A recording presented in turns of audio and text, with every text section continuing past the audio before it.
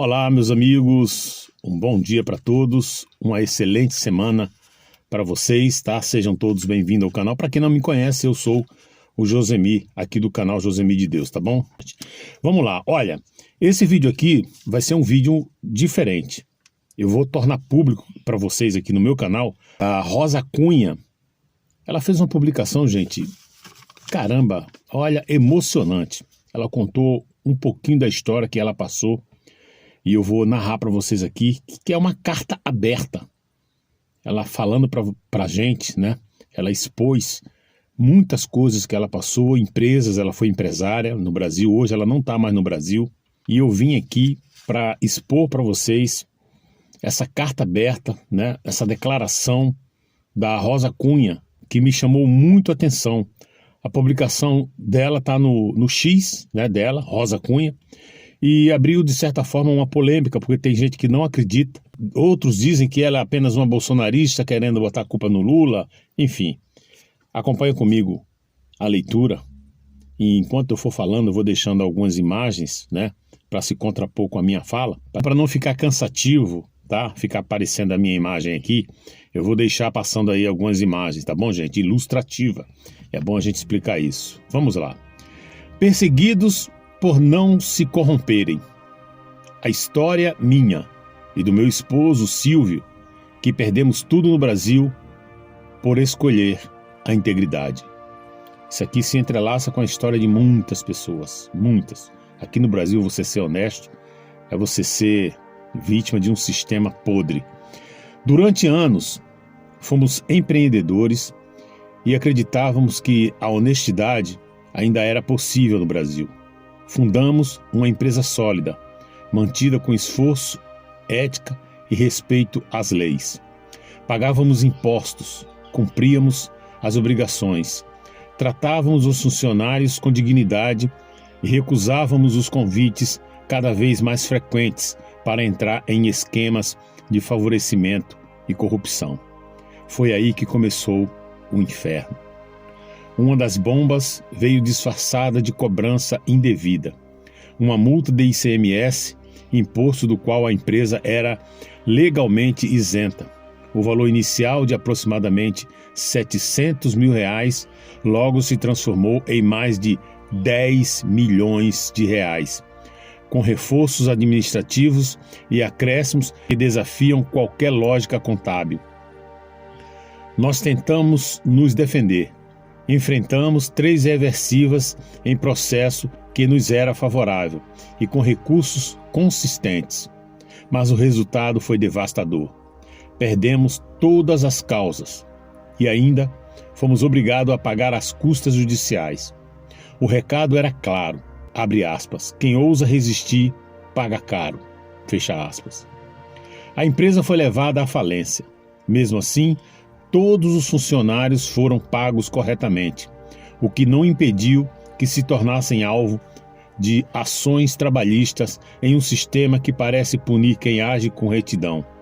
E como se não bastasse, em plena pandemia veio o golpe final. O imóvel da família foi leiloado. Sem teto, sem renda, sem apoio institucional, só não fomos parar na rua porque fomos acolhidos pelo nosso pastor e sua família.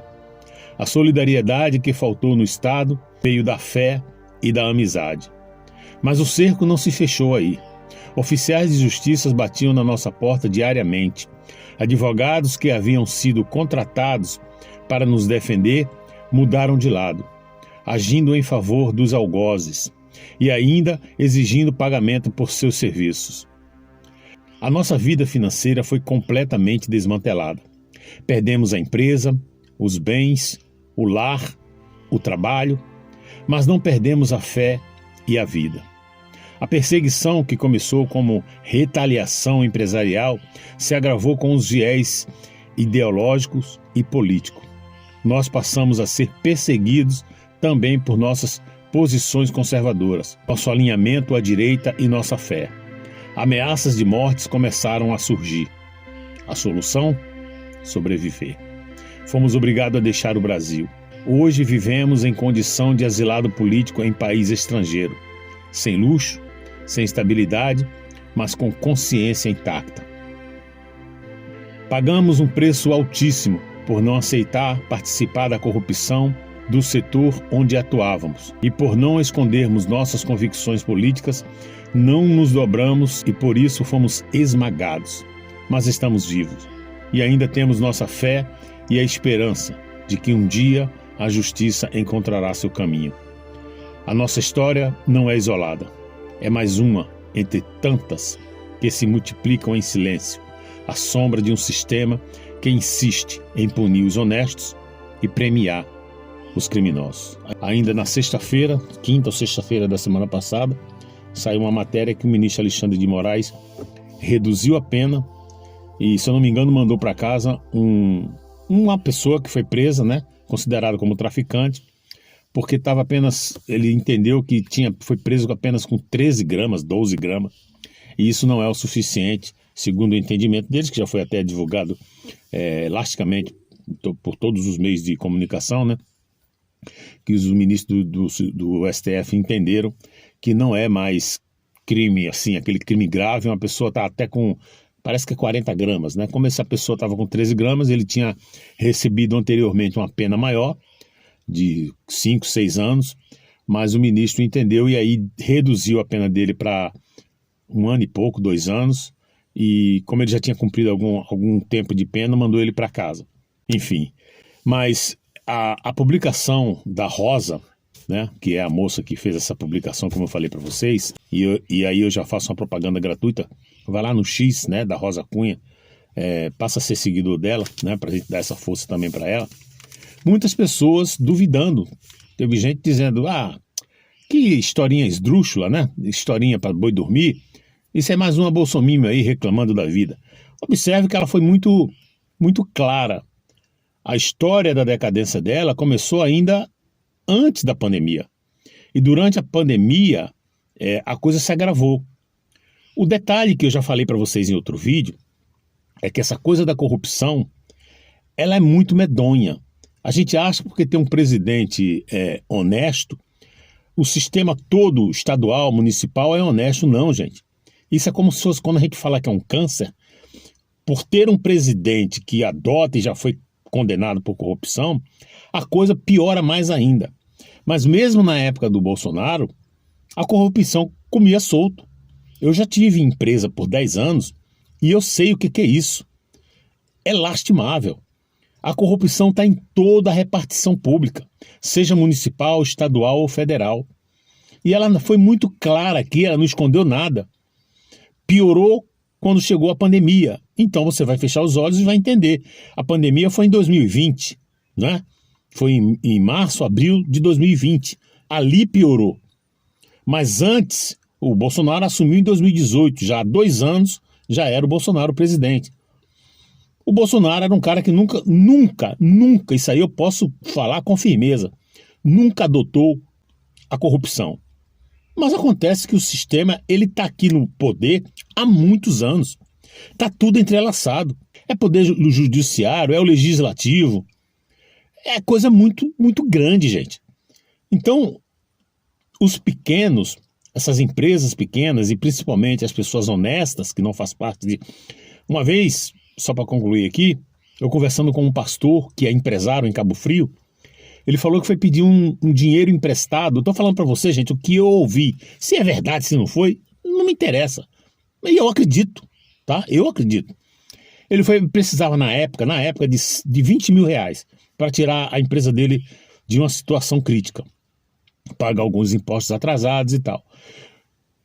Eu fiquei bobo quando ele falou para mim, Josemi, esse cara é uma pessoa idônea, não é por ser pastor, mas é uma pessoa idônea, uma pessoa muito correta com suas coisas. Tanto é que ele ia pedir dinheiro ao governo para pagar os impostos atrasados que estavam, né?